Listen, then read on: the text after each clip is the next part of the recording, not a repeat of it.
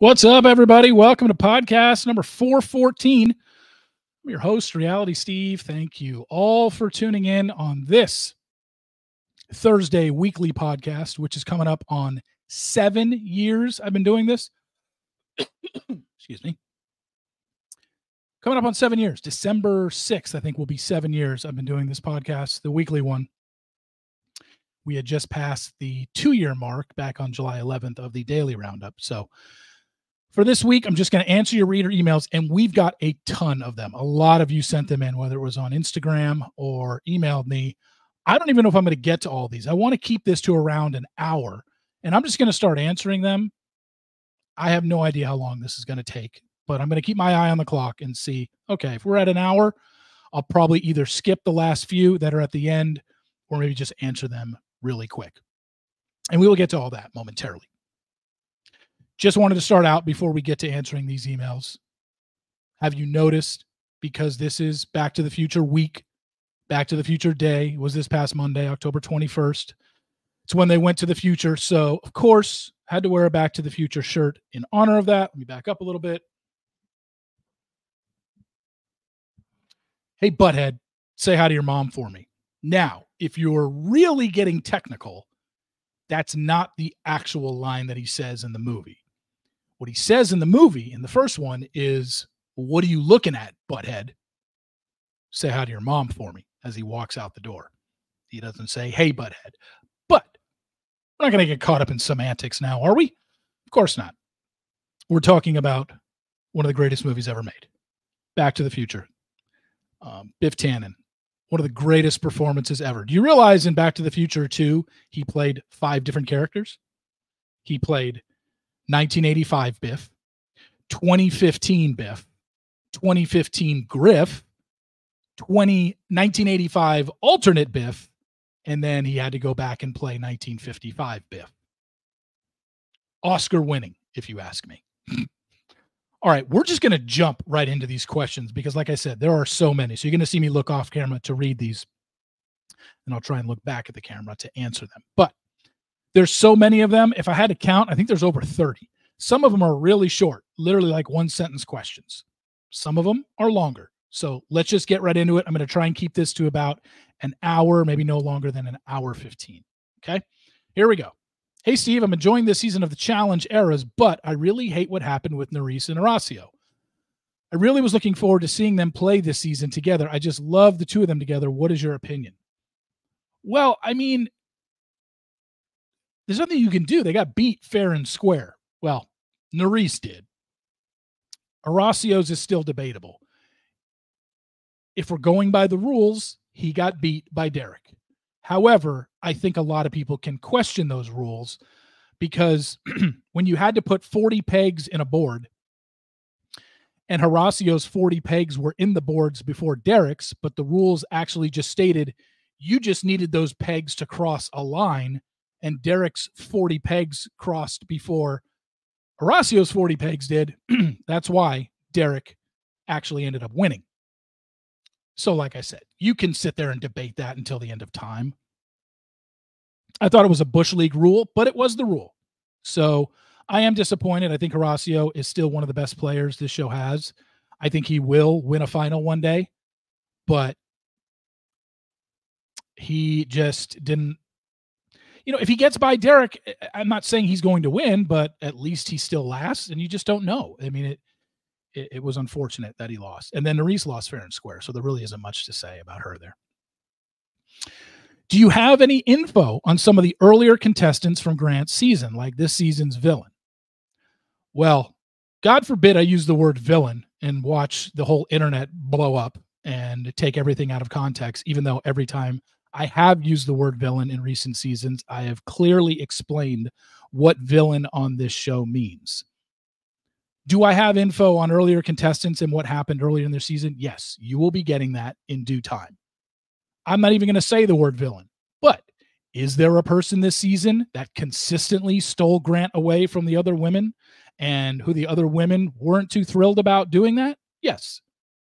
But I ain't using the V word on them, even though within the context of this show, that's what's considered the V word. Did you watch The Anonymous? If so, would love to hear your thoughts on it. No, I didn't. All I know about the Anonymous is it comes on after Monday Night Raw on USA on Monday nights. So I usually watch Raw on my DVR, and then once it ends, it goes straight into the Anonymous. So I've seen like the opening credits for like 30 seconds, but I don't know. I know it was a show with 12 or 14 people. I know Xavier from Big Brother was on it. I don't know anybody else who was on it. I don't think he won. And they played for money and they eliminated people. That's all I know. So can't really offer much there. Marry, fuck, kill. 90210, Back to the Future, Karate Kid. Let me just say this. How dare you put me in a spot to answer that question? That's like answering which of my kids are my favorite. And I don't even have kids. But it's the equivalent of asking somebody with multiple kids, which one is your favorite? 90210, Back to the Future, and Karate Kid. You're asking me to choose which one I would marry, fuck, or kill? Well, I can tell you right now, I'm not killing any of them. And saying I would have sex with one of them is probably not politically correct. Can you have sex with a TV show? I don't think it's possible. But I've seen weirder things. Wasn't there that one show that dude was having sex with his car? He would like stick his dick in the gas pipe, the gas tank. So yes, there are weirder things that have happened on television for sure. But so instead of saying marry, fuck, kill, why don't we just rank them? I can't rank those. I literally cannot rank those. That's impossible. I like them all the same. They've all had major influences on my life. 90210, Back to the Future, Karate Kid. I believe Karate Kid definitely came out first in 84. Back to the Future came out in 85. 90210 started in 90, but I didn't start watching it till college. So I didn't start watching it till 93, 94. I can't answer it. I can't. I feel like I would be insulting one of the three if I put one above the other. They're all number one for me if I'm ranking them. Next one. I need help with my Survivor football picks. Give me some advice, please. Also, who in Bachelor Nation couples do you talk to or have ever met in person? I love your podcast. Listen to you every morning as I get ready for work. Thank you very much for listening. I appreciate it. First off, Survivor football picks. All I can say is the first 5 weeks of the season, so many people lost in the Survivor pools just because the top team that was picked in the 4 of the first 5 weeks ended up losing. Ever since then, it's been all chalk, meaning the favorites have run rampant. Vegas has gotten their ass kicked by the public the last 2 weeks. I would say after that bloodbath for the first 5 weeks of the season, things are going to start evening out.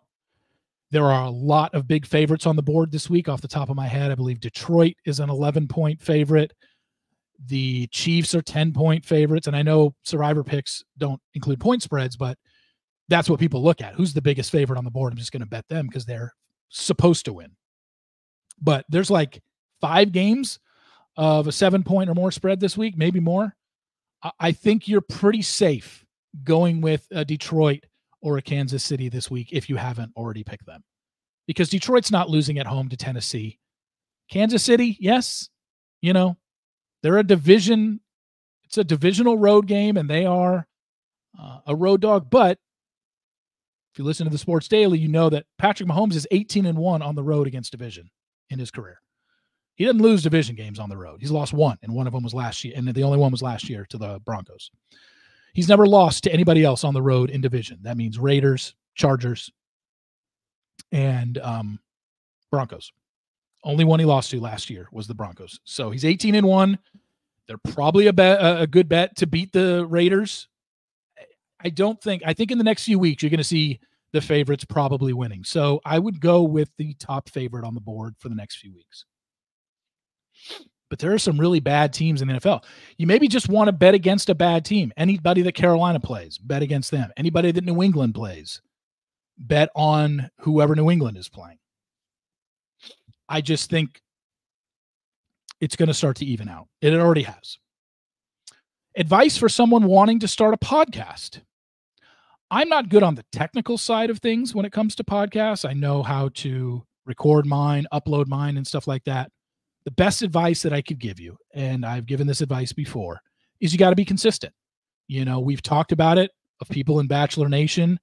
They feel like they need to start a podcast because they've got a following, and then they quit after 8 episodes, or they quit after season 2, or whatever it is. You know, they label their seasons, and it's just like, you know, look, not everybody can do what I do. And I'm not saying that to pat myself on the back. I'm just saying not everybody can do 11 podcasts a week. Not everybody has the time to do that. Not everybody can put a episode out every single day. But if you're going to do a weekly podcast, do a weekly podcast and do 52 episodes a year. Do not say you're going to do a weekly podcast and then just take weeks off and not give an explanation as to why. Just do it. And if you know you're going to be gone or out of town, bank some, have some already pre-recorded, and then let those go, because people want consistency. I think the one thing that I get from a lot of you listeners is the fact that we already heard one of the emails say it earlier. I listen to you every day as I get ready for work. It kind of becomes comfort for people. They want to know that you're going to be there every day for them. And ever since I started the Daily, I have posted a Monday through Friday podcast since July 11th of 2022. I've never missed. The only time I will miss is if, God forbid, something bad happens or there's an audio issue. I will not miss a daily roundup because I just didn't get around to it. Even when I've gone out. Tonight, I'm going out to the Mavericks game. Probably not going to be back till 10, but I don't record my podcast till 11 anyway. So it will never be an excuse. If I go out of town, you know I pre-record. When I go to Vegas, if I leave on Thursday morning, my Thursday podcast is recorded Wednesday night, and I'll either have a pre-recorded Friday podcast or I will record Thursday night in Vegas. And then the Monday podcast, if I'm coming back on Monday, I'll record Sunday night in Vegas. You're going to get it every day, Monday through Friday. Daily Roundup and my Sports Daily, and you're going to get my weekly podcast. So that's what I would say. Whatever you choose to do, whatever topic you're doing on your podcast, just be consistent with it. And if you see that you're not getting a lot of listeners or whatever, just know that it's not going to come right away. Unless you already have a giant following, you're going to have to build it through constantly putting content out, letting people know, even if you have to be annoying about it, letting people know on your socials your podcast is up, and then you build it that way. And you might do it for 3 years, 4 years, and not get much traction. Dave Neal's the best example of this. Go ask Dave how long he did a podcast and a YouTube show where he was getting very minimal views. And now look at him. It's just because he kept at it. It's why I'll always respect Dave for what he's done, because he built it on his own. He didn't build it because he went on a reality show. He didn't build his following because he made national news and everybody said, hey, Dave Neal. No, he built it because he was consistent in putting out his content. That's my best advice I can give you, is always be there. Whatever day you say it's going to be done, or at least if it's a weekly podcast, just make sure you put out a podcast weekly. If you say it's going to be bi-weekly, put out 2 a week. So there you go. Hey, Steve, been a longtime reader and listener since 2013. Which season of The Bachelorette was your favorite and why? Mine was Desiree's personally, but that's just me because she's super nice and she seems overlooked by ABC most of the time. I don't know why. I've always said this has been my favorite season, but Ashley Abears. And I don't know why. I can't even give you an answer. I just remember watching that season and being thoroughly entertained, liking Ashley as a Bachelorette, who then became Ashley Rosenbaum. I've always said that's been my favorite season. In recent, if you're asking me to choose something a little more recent, I really liked Charity's season, and I liked Jen's season. I did. I enjoyed it. It's not like, oh my gosh, I got to go back and rewatch. I've never rewatched an episode of any season outside of having to go back and rewatch a scene so I can get a particular quote or a particular screenshot. But I've never watched any episode more than once in this franchise history. Hey, Steve, there have been a few bachelorettes that come to mind where the fiance, male, turns out to be not who the lead thought they were. Rachel and Tino, Hannah and Jed, Jen and Devin. Curious, can you recall a season of The Bachelor where the winner, female, did a big old switcheroo betrayal after the engagement? Okay, I have all the seasons in my phone. So let me look here and just Brad and Emily, no. Ben and Courtney. Well, I'm friends with Courtney, but Ben certainly thought the Courtney that he got on the show was different than the Courtney that was playing out on TV. She would even admit to that. Sean and Catherine, no. JP and Ashley, no. Chris and Whitney, no. Ben Higgins and Lauren, no. Nick and Vanessa, no. Ari and who did you? Oh, Becca, no. Colton and Cassie, no. Peter and Hannah Ann, no. That was the other way around. Peter ended up being the person that wasn't who he said he was. Matt and Rachel, no. Clayton and Susie, no.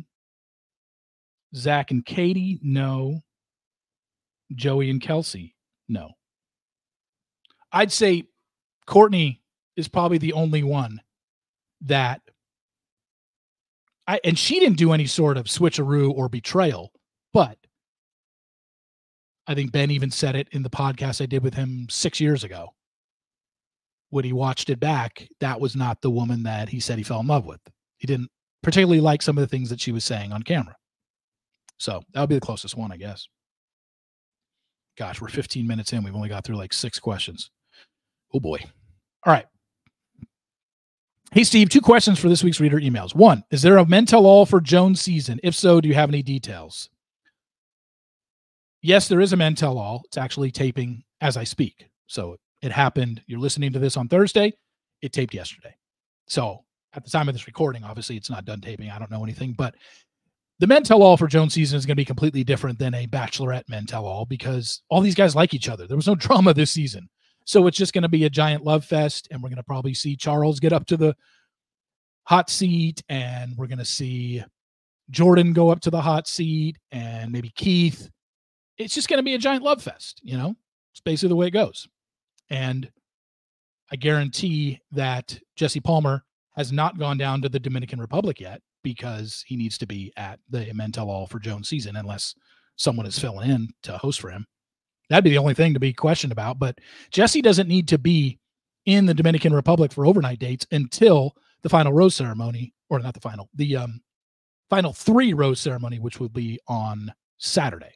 So that's my guess, is that Jesse is in LA today as I record this, hosting Jones Men Tell All.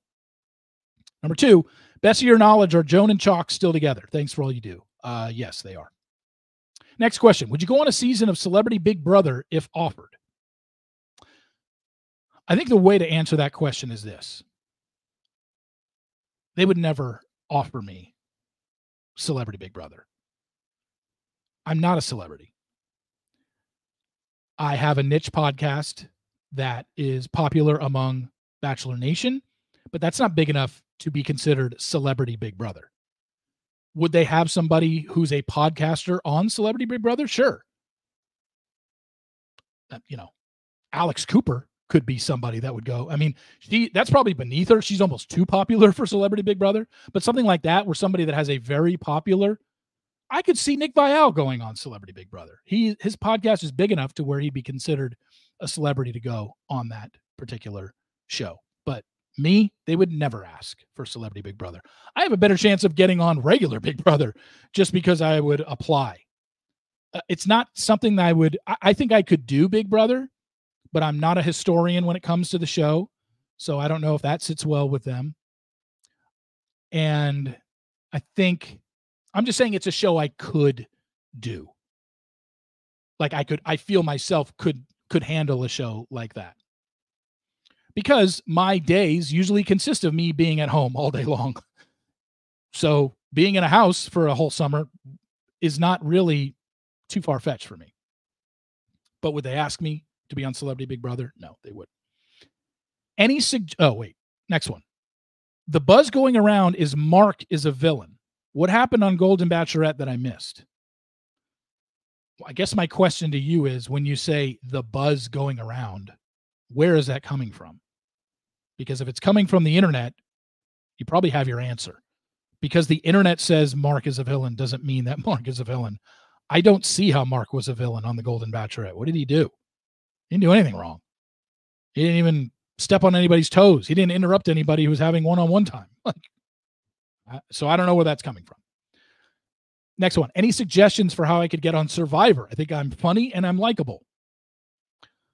I think getting on Survivor is going to be tough because it seems like they do a lot more recruiting these days than randomly taking somebody's video that they send in or application that they send in.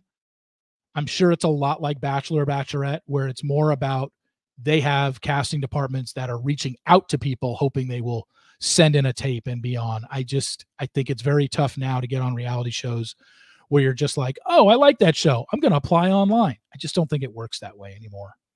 Did it used to work that way in the past? Absolutely. But it doesn't work that way anymore. And I'm sure you are funny and I'm sure you are likable, but I'm guessing a lot of people feel they're funny and likable and want to be on a reality show. And it's just almost kind of a who you know thing. If you have a friend that's been on Survivor, that's probably your best bet to tell them to put in a good word for you.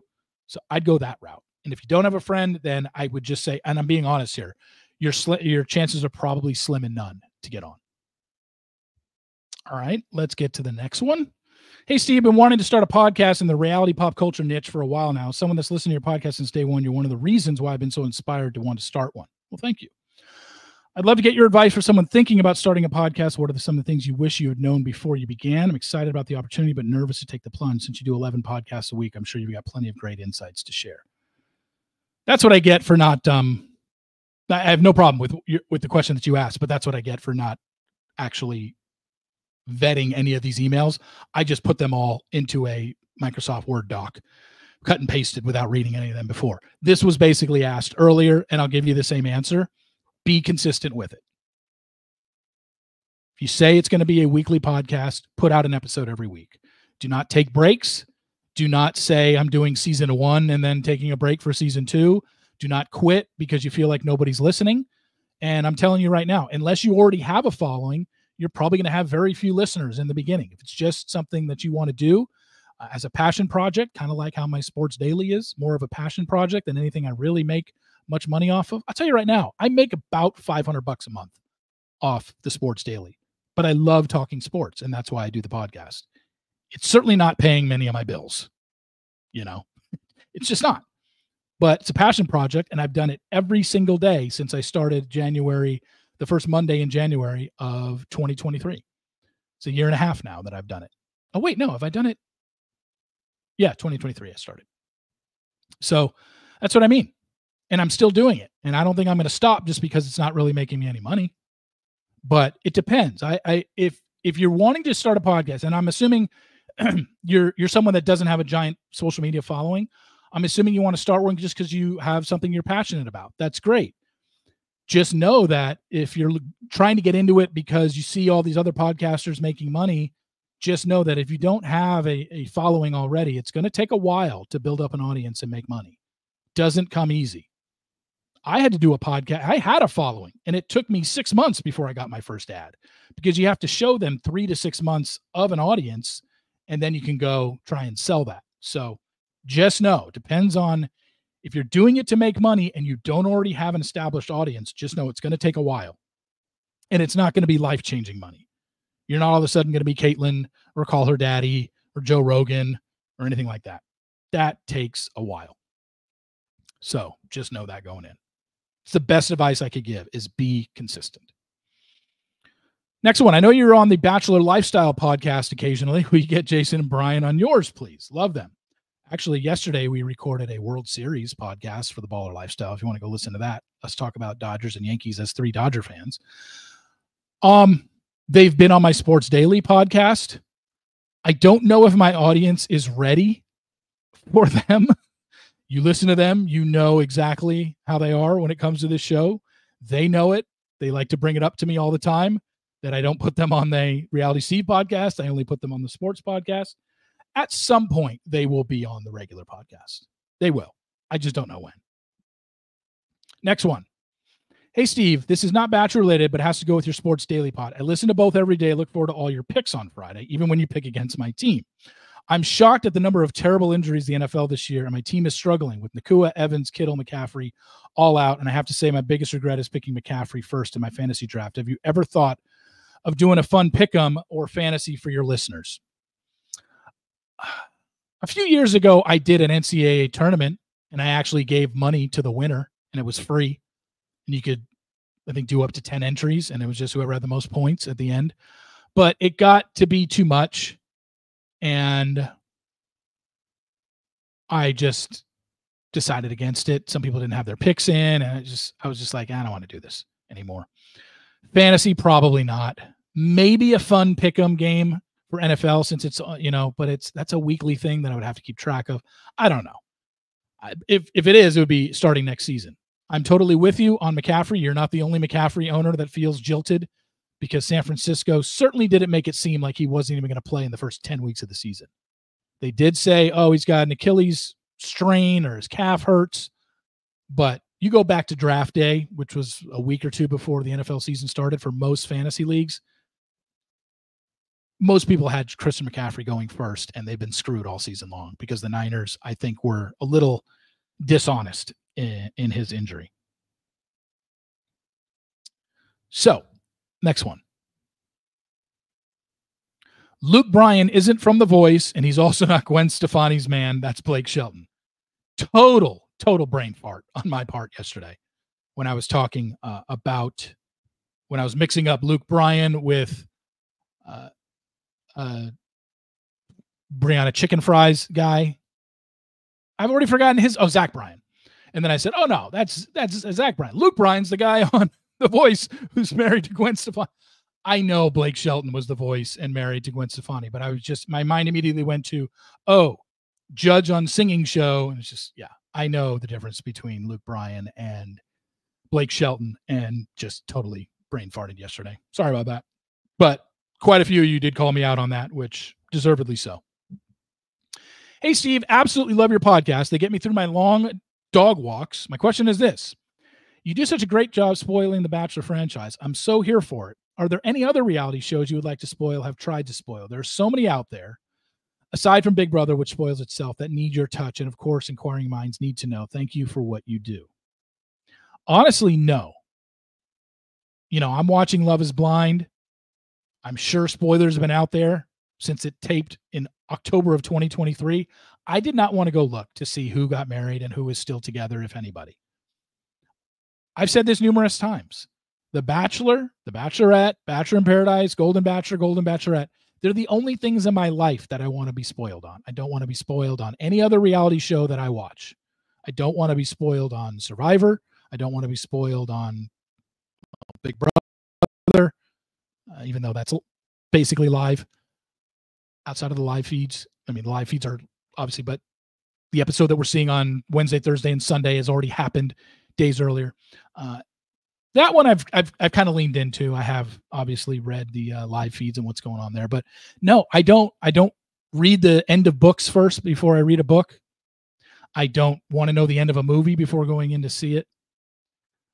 And I've just always said, the reason I spoil the Bachelor franchise is because ultimately, I don't think it matters that you know the ending before the season starts, because it's probably going to ultimately end in a broken engagement anyway.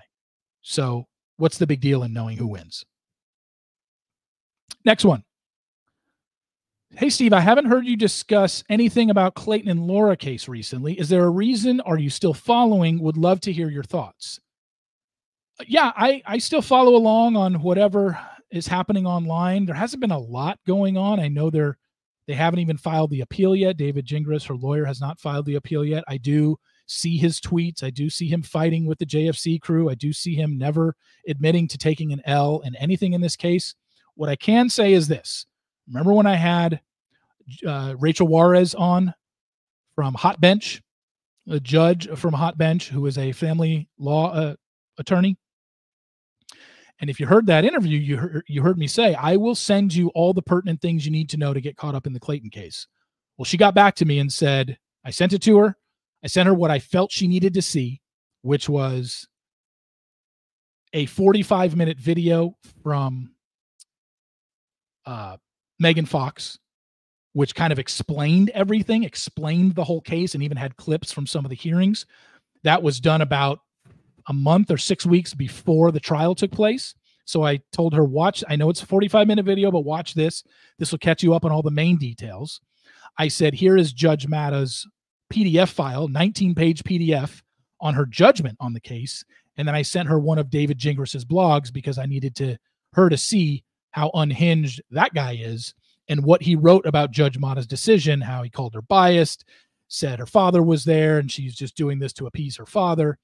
And then she got back to me and said, this is absolutely nuts. I've gone through it all. Would love to come back on again. If you have a copy of the 2-hour trial, send it to me. I sent that to her, and I'm waiting for her just to watch the 2-hour trial. We're going to have her on probably either next week or the week after. And it's going to be all about the case. Probably going to bring Dave on as well, since he is more well-versed in the certain details about the case. I know them, but Dave knows them better than I do. It can recall timelines better than I can in regards to the case. But she said she is floored by the stuff that I gave her, and now she wants to watch the trial, which will take her a couple hours because it was a 2-hour trial. But I sent that to her. So hopefully by next week or the week after, I'm guessing she'll get around to it. Chandler and Brandon didn't win immunity from elimination this week on Dancing with the Stars. They just won't be participating in next week's dance-off since there are an odd number of couples left, 7. One couple can't participate, so they gave them immunity to the couple with the highest score. Chandler and Brandon only get 3 points added to their score, but they can still be eliminated if they don't get votes. Gotcha. I think I knew that. I spoke too fast yesterday. In fact, I did know that now that you bring it up. So I didn't even know until you mentioned in that email that that's what I said. It happens a lot. When you record 11 podcasts a week, you say things that you don't realize you say until a lot of you bring it to my attention, just like the whole Luke Bryan thing. And I said Luke Bryan was a judge on The Voice, married to Gwen Stefani. See? Stupid me. Hey, Steve, what do you think of Pascal as the next Golden Bachelor? I think he's entertaining, in great shape, and made for TV type personality. I'm sure he's in the running, but I haven't heard anything in terms of who's a front runner and who isn't. He's in the running because he finished in the top 4. He's definitely a character that everybody has been talking about this season. So if he ended up being the Golden Bachelor, would I be surprised? No, but I have no idea who's in the running for that at all. All right, here's something that's got a few questions in it. So we'll get to these and I'll answer them as we go along. Hey, Steve, I hope you're keeping the main thing. Barf. With every Big Brother practice of naming alliances creeping into Survivor this season with the breadwinners, do you think this will become a trend? On the challenge, we have the Vacation Alliance. You appear to be in the Vegas Alliance with Courtney and Dave, the Dirty Salesman. Was that Gingras' name for Dave, the Dirty Salesman? The Vegas Alliance. If you're going to call us that, you have to include Stephanie and Jackie because they came too. So definitely include them. I like it. The Vegas Alliance. Me, Dave, Courtney, Stephanie, and Jackie. How about that? Do you agree with Josh letting down Era 4 and not putting a lot of pressure on Rachel, or should he have done whatever he could? I'm not a big fan of Josh, the player in this game. And I'll admit it, a lot of it is a little personally biased because this goes back to when I was dating Kat and he was openly texting her when I was with her and he didn't seem to care. So I don't really like the guy too much. I'll say that. But as for his gameplay, I can separate my personal dislike for the guy for his gameplay on the show.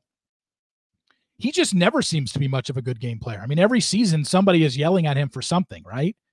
And the only constant in all those in those arguments every single season is him, because it seems like somebody new is yelling at him every single season. So not a fan of his gameplay at all. No. All right. Gut feel. Which era will at least one winner be from? I'm guessing 4. They are really building Kyland up in the edit. I haven't really been paying attention to the challenge edit. I mean, even just thinking about it now, it seems like a lot of, Obviously, Bananas is going to get a lot of camera time. I could see Kylan winning. He's very, very good. Yeah, I honestly, I haven't given it much thought. I don't know. Gut feel. Will this season's Survivor winner be a man or a woman? I'm guessing woman. Sorry. Hiccups. I could see Survivor winner being a woman this year. Yeah. Off the top of my head of how many people are left, how many are men or women, that one I don't even know off the top of my head either. I know you don't have time to watch the other country, Love is Blind, but they are pretty interesting to watch for cultural reasons. Japan, no sex. Brazil, everybody is banging quickly. Habibi, mix of Arabian backgrounds with contestants who seem well-educated and wealthy. No sex, and the women are revered until the man hears or sees something he does not like. I just can't get into other seasons of Love is Blind. I can tell you right now, I'm not going to watch other countries' Love is Blind. I can barely tolerate the U.S. version because while I enjoy the drama that it gives, it drives me batty. Finally, does this former football player have a chance of beating Ted Cruz? Cruz seems to be widely hated by everybody, but keeps getting elected. Oh, you mean Colin Allred? I don't know enough about politics. I didn't even watch the senator debate out here in Texas. Change the channel. I'm not a politics guy. I don't talk politics on this podcast very much. So I have no idea. But what you said is true. Ted Cruz seems to win every year. Texas is obviously a very red state. And no matter who they've thrown up against him, he seems to win every time. So he probably will win again, I guess. Hey, Steve, reader email question. I listen to the Daily Roundup every day on my morning commute. Thank you for everything you do. Question, you haven't talked about your health recently, and I don't want to pry, but how are you doing? How are you doing with managing diabetes? I'm doing fine. I haven't had any health issues. I haven't really had any side effects. You know what? I will say this. One side effect that I have noticed about Ozempic, and this isn't a major one, but you could probably... Maybe you've noticed it if you listen real intently to my daily roundups, because it literally just happened a couple minutes ago. I feel like I get the hiccups a lot more since I've been taking Ozempic, when that's only one shot a week. But I feel myself not gasping for air, but constantly getting hiccups way more than I remember ever getting them. That's one side effect. That's the only thing I can think of. So health has been good. I'm allowed to eat, I'm allowed to have a soda and a burger and fries and pizza here and there. I try to minimize it way less than I was doing before. And it's not like I get a crazy spike when I do eat, foods that are high in sugar, high in salt. I have noticed my blood sugar levels have been solid. When I did my 3-month blood sugar level measurements, everything was back down to normal from when it was when I went into the hospital that day. So things have been going well. Have not had any issues whatsoever outside of I feel myself getting the hiccups a lot. And a lot I think might have to do with when I'm recording a podcast. I could be way off on this. Maybe a doctor can fill me in here. When I'm recording a podcast, obviously I'm talking a lot and air is going into my lungs. And maybe that's why I get it more when I'm doing a podcast, because I don't feel like I get the hiccups when I'm just sitting around the house doing nothing and not talking to anybody. It seems to happen almost every podcast, though. And maybe that's because a lot of talking, a lot of air going. Is that right? Doctors, please help. I have no clue what the hell I'm talking about. Moving on. Hey, Steve, I just heard Nick's show where they're interviewing Joan, the Golden Bachelorette. Natalie said they're trying to get her mom on the next Golden Bachelor as a contestant. Not sure if you care, but just some minor scoop I heard today on that show. Great. Hey, Steve. No problem with your question. It's just when it's Nick related, it's just in one ear, out the other. Hey, Steve, now that you know where the final rose destination is, just wondering why you are not going deeper. I feel like you are losing a great opportunity to get more content and engage with your audience. For example, weather. I just looked up the weather for the area. It looks horrible. What are they going to do for dates with so much rain? Ask what followers have been there and what activities, excursions they did. What are rainy day options? I mean, I see what you're saying, but I don't care what their dates are. And I don't have any say in if there is rainy days, what they possibly could do. I'm not in the business of predicting what dates could possibly happen on The Bachelor or The Bachelorette. Like I've never done that. It's not like I did it once before and I've stopped doing it. That's never something I've ever been interested in. I just don't care enough to know, like, oh man, what if it rains? What are they going to do? It's like, I don't care. All I care about is the spoilers of what they actually do end up doing, which hopefully I'll find out after the fact. And then they went on to say the hotel. It's easy for you to find out if they are open. I tried to book a room, and yes, they are open. Do you ever go on Instagram, look at people posting from that location, and contact them? No, I don't need to. I'll get the information as I get it. Secrets is a cheesy, all-inclusive hotel, but some of the restaurants are open to the public. If so, name the restaurants and ask listeners if they have friends on the island and encourage them to book a lunch or dinner. Okay, I see what you're doing here. I just have no interest in doing any of that. It's not how I need to get spoilers. I'm going to get them. Look at how many spoilers I've given you already this season, and I've done none of what you asked. I've never asked anybody, hey, anybody in Madrid, go look for them, or anybody in Scotland. And then they ended the email with this, or better yet, why don't you just book a trip and head down there? 1, because I don't want to. 2, I don't know. I'd have no interest in going down there to see if I can see something. It just doesn't interest me that much because, put it this way, I'm going to get the spoiler for this season without spending the money to book a flight down there and get a hotel. It's going to get it. I get it every season. So might as well just save myself some money. Not to mention, even if I did do that, I'm not going to be able to see the final rose ceremony. They don't allow anybody near that. That thing is closed off. They've got production people keeping an eye out for anybody walking by. Outside of Zach getting into a boat with Katie and the picture I got of Ben on a mountain in Switzerland with Courtney, has any photo ever gotten out of the final rose ceremony? No, it doesn't happen. They go to literally CIA lengths to keep that shit private. So it's not like if I went down there, I'd be able to spoil it with my own 2 eyes. I wouldn't.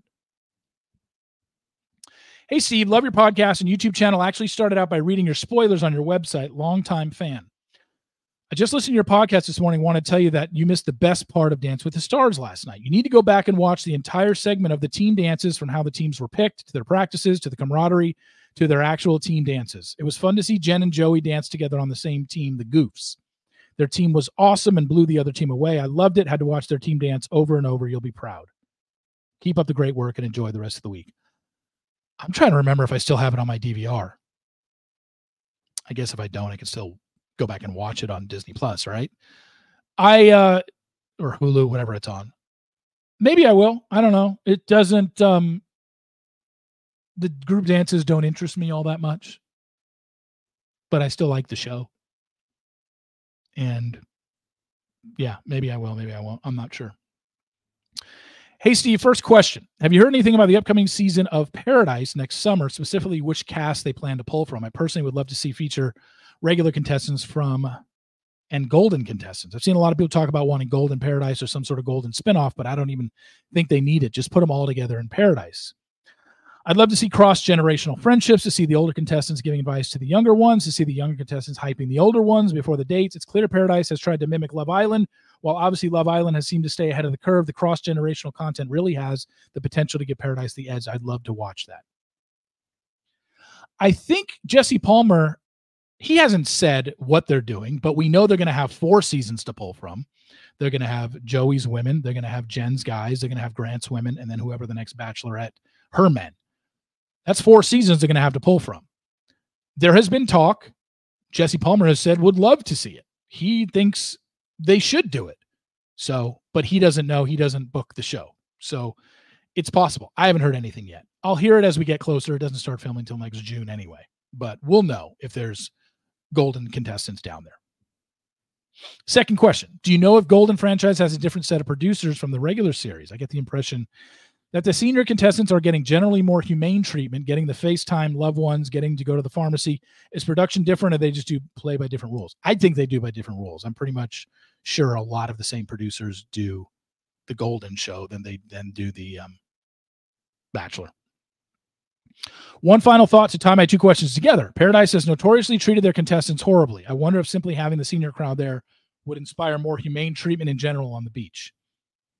Well, the one thing we know for sure is it's not going to be in Sayulita anymore because that resort was bought out.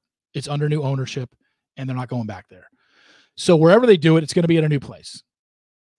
Again, we're 6 months away, actually 7 months away, actually 8 months away, right? No, 7.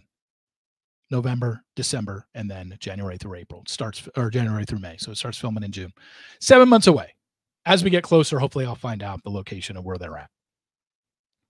Hey, Steve. So we know that since season 33, Survivor has been filmed in Fiji for various reasons. But I'm wondering if they use the exact same locations for all these seasons. And if so, how do they replenish resources or whatever's necessary for the contestants on the following season? It seems like things such as coconuts and other plant-based food sources found there would be completely depleted from past seasons since they pretty much filmed back to back. In addition to that, is the water from the wells safe to drink or does it need to be boiled? It seems like last season's losing tribe would have been a whole lot of trouble not having Flint for the first time in a while and therefore not being able to boil their water. I wouldn't quote me on this because I don't know the exact answer. Someone like Stephen Fishback, somebody like Dalton Ross, Gordon Holmes, they would know the answer to this question better than I would. I don't think they film in the exact location and the tribes are in the exact same spot in Fiji every season. I'm sure Fiji is big. It's got a lot of places they can film and put a camp down at. As for the water, I think you have to boil it, right? Or else it would possibly cause or be bad.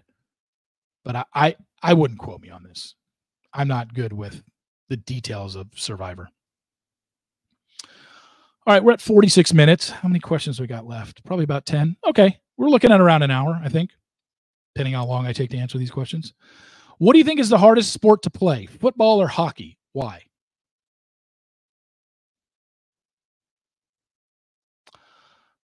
Skill-wise, hockey, for sure. Not even close. Physically on your body, gosh, it might be hockey too, just because they play 82 games. And they run into each other on skates. But in football, probably bigger collisions, but it's less games. And practices have been relegated to less hitting in pads. So I don't know. That might be a tough one. Skill-wise, definitely hockey. Do you have any memorable dances that you loved from Dance with the Stars or a specific type of dance that you enjoy watching? Didn't Cheryl and Drew Lachey have a really good freestyle that one year? Was that the Save a Horse, Ride a Cowboy dance? That was Cheryl and Drew, right? Or was that Cheryl and Emmett? It was one of those two. I think it was Drew. I remember that one being good. One that really sticks out to me for sure was Kelly Pickler and Derek Huff's contemporary, because I think that was like the first season you could do a contemporary for freestyle. I just remember the dance. I remember them both being very emotional after it because Derek wasn't planning on being on that season, but he said Kelly was like a godsend for him. And I do remember that dance to a very popular song at the time by Labyrinth. That one probably sticks out to me the most. Hey, Steve, do you think Devin will end up on Bachelor in Paradise or any other reality show? I don't care for him at all, but just wonder if these types of villains are favored by production. While we have seen villains go on to be on Paradise or other reality shows, like Victoria, Queen Victoria is on this season of House of Villains too, which I haven't watched. There's a difference between being a villain because you had great sound bites and you shit-talked other people on the show and being a villain because you had a restraining order taken out against you. I don't think Devin can make another reality show because I would think most reality show contestants' applications say you cannot be convicted of a felony in the past or have had a restraining order taken out against you. So no, I don't think Devin will be on any future show, nor should he be. Because the second he goes on a show, whether it's something Bachelor related, which I don't think will ever happen in a million years, but say he tries to go on something else, isn't that fan base going to be like, wait a second, this is the guy that has restraint. What's he doing on this show? I don't see it. Nor should he. The guy needs to disappear. Work on himself. Work on his life. Get out of the public eye. Hey, Steve, I'm sending in a question for your podcast. Have you ever heard that a bachelor or bachelorette lead was all in on choosing someone that changed overnights? The one I can think of, only because I've talked to both women, was Matt Grant, who ended up choosing Shane Lamas. But if you heard my interview with Chelsea Wansrath, which happened over, I think, COVID, she basically said, he told me he was picking me on our last date. And then the next day he didn't. So I was stunned. She thinks production got in his ear and thought it would be better TV-wise and more of a shocking ending. That's, I think, was her opinion of it. But that's the only one I can think of. You mentioned on one of your daily roundups that you doubted Mark would be the Golden Bachelor. Do you know something about the next season or have other reason for thinking so? It seems like ABC has been priming him and his likability for that gig. Oh, he's likable for sure. But so are a lot of other guys from the season. I just don't see why he stands out over anybody else. They all have good stories. I think you can make a case even for a guy like Keith and Charles and the other Charles and Pascal. Probably not Guy, just because of what happened and the restraining order that came out, we found out, against him. But I think any of those guys could end up getting it. And we're so far away, it's just not something I'm putting a lot of thought into. I just think I was more speaking to the people that are just 1,000% like, oh, it's going to be Mark. It's totally going to be Mark. I'm just like, based on what? I just don't see it. And finally, here's the last one. Anecdotally, I gather that interest is slightly down for this season's Golden Bachelorette compared to last year's Golden Bachelor. It's nothing personal against Joan. She's a great lead. But the newness of the concept has worn off, plus this season's episode lengths of 90 to 120 minutes compared to last year's 60 minutes has my whole friend group complaining of Bachelor burnout. I'm sure ratings are fine enough, but thoughts? There definitely isn't nearly as much buzz around this season of Golden Bachelorette as there was to Gary's Golden Bachelor. The ratings aren't nearly what they were for Joan's season of the Golden Bachelorette as they were for Gary's Golden Bachelor. I think it could be a variety of reasons, some of which you mentioned. It could be a burnout. It could be the longer episodes. It could be maybe this is already tired by the audience. Maybe they don't want to watch older people date. I don't know. I guess we'll find out when the next Golden Bachelor rolls around and if it picks up. I also think it airing this late without a Paradise before it, simultaneously with it, could that have hurt it? Possible. Could it have been the burnout from everything, the negative attention it got off Jen's season and the Devin stuff? That could be it too. And people are just like, I don't want to watch this franchise anymore. I guess we won't know until Grant's season starts airing in January, but all good points and all could very well be reasons why it isn't as popular. Anyway, that's it. That was probably 25 or 30. I appreciate all the emails that you guys sent in. I appreciate you listening. Obviously, follow on Apple Podcasts, rate and review, but you got to hit play. This podcast obviously will be up on my YouTube channel at 9:15 a.m. Eastern Standard Time. If you want to watch me answer in my Hey Butthead, Say Hi to Your Mom for Me t-shirt, as opposed to just listening to me answer these questions on Apple Podcasts or Spotify. The Daily Roundup was posted a couple hours ago. The Sports Daily was posted an hour ago. If you're interested in that, it's actually with a former Bachelorette contestant from years ago who's now involved in the sports world and something that we connected on, and that is the Circa Survivor contest. That is on my Sports Daily, which came out an hour ago with former Bachelorette contestant Ryan Hogue. Anyway, again, thank you all for listening. I appreciate you tuning in. I appreciate you being there. Appreciate you always tuning in, whether you are walking your dog, listening to me, at the gym, doing your morning chores, getting your kids ready for school, whatever. I love that I could be that morning voice for you. And you, like I said, try to be as consistent as I can. I've been consistent, never not put out an episode Monday through Friday since I started this daily on July 11th, 2022. Sports Daily started the first Monday of 2023. And I haven't missed a Monday through Friday. I'm guessing at some point I'm going to miss. Something's going to come up.